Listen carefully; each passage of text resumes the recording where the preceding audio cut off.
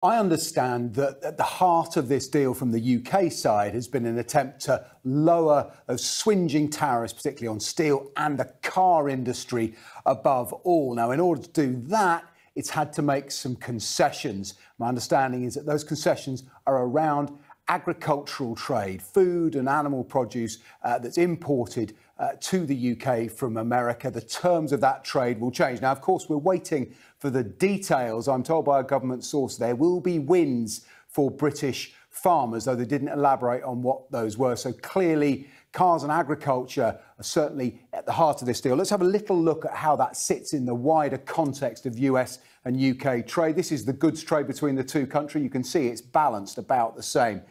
We import about £62 billion worth of goods, and going the other way, exports £66 billion. Those are the ones, of course, subject now to those blanket tariffs. Worth remembering that when it comes to trade with the US, there it is, services is far more valuable. £137 billion of services, professional, legal, banking and the like that we send to the US. But it's the blue portion here, the goods that attract the tariffs, and that's what this deal has largely been about. Let's spell out the tariffs for you. 25% on steel and aluminium on a whim from Donald Trump. Likewise, that 25% on cars. A 10% tariff across all UK goods, and that's a global tariff at the moment. Put this in here, 0% on pharmaceuticals. Worth watching. It's a hugely important export market for the UK. Pharmaceuticals are on notice. There could be tariffs to come. I'm interested to see if there's anything there. But let's just focus on cars for a moment. That 25%. Why does it matter? This is why it matters. This is UK car exports by country. The US, comfortably the largest single country export market, £9 billion. That's 1 in 4 of every car exported from the UK, more than double China. And 4 times the largest European partners here. Just by way of contrast, worth looking at what's coming the other way from the US here.